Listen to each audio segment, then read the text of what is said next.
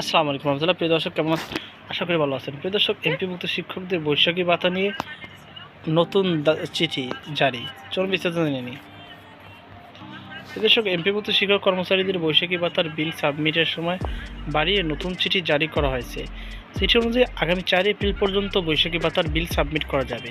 বৃহস্পতিবার 2 এপ্রিল মাধ্যমিক ও উচ্চশিক্ষা অধিদপ্তরের এক চিঠিতে এই তথ্য জানানো হয়। চিঠিতে বলা হয়েছে, মাধ্যমিক ও উচ্চশিক্ষা অধিদপ্তরের শিক্ষা প্রতিষ্ঠান এমপিভুক্ত শিক্ষক কর্মচারীদের এমপিওর অর্থ 1 জানুয়ারি 2025 খ্রিস্টাব্দ থেকে ইএফটিতে দেওয়া হয়েছে। প্রতিষ্ঠান প্রধান তার প্রতিষ্ঠানের এমপিও সংক্রান্ত কাজের জন্য ব্যবহৃত আইডি এবং পাসওয়ার্ড এর মাধ্যমে ইএমআইএস সিস্টেমের এমপিও ইএফটির মডিউলে লগ ইন করে তার প্রতিষ্ঠানের প্রত্যেক শিক্ষক কর্মকর্তা কর্মচারীদের জন্য আলাদা আলাদাভাবে বিধি মোতাবেক প্রাপ্য এমপিওর অর্থ সঠিকভাবে নির্ধারণ করে বিল সাবমিট করেন। প্রতিষ্ঠান প্রদান কর্তৃক দাখিলকৃত তথ্য অনুসারে এমপিও এর অর্থ ইএফটিতে শিক্ষক কর্মচারীদের স্ব ব্যাংক হিসাবে নম্বরে প্রেরণ করা হয়। প্রতিষ্ঠানের এমপিও তালিকায় বিদ্যমান শিক্ষক কর্মকর্তা কর্মচারীদের মধ্যে কেউ মৃত্যুবরণ বা পদত্যাগ করলে প্রতিষ্ঠান প্রধান সংশ্লিষ্ট মাসে বিধি মোতাবেক তার প্রাপ্যতা নির্ধারণ করে বিল সাবমিট করতে পারবেন।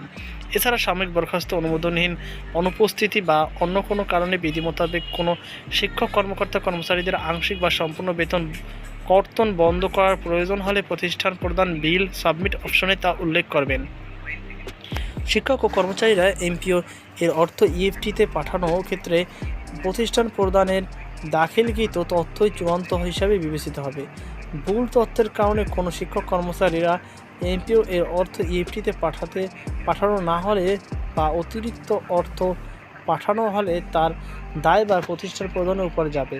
গত 27 মার্চের এপ্রিলে 2026 বৈশাখী ভাতা সাবমিটের অপশন চালু করা হয়, কিন্তু বেশ কিছু প্রতিষ্ঠান এখনও তাদের বৈশাখী ভাতা বিল সাবমিট করেন নাই।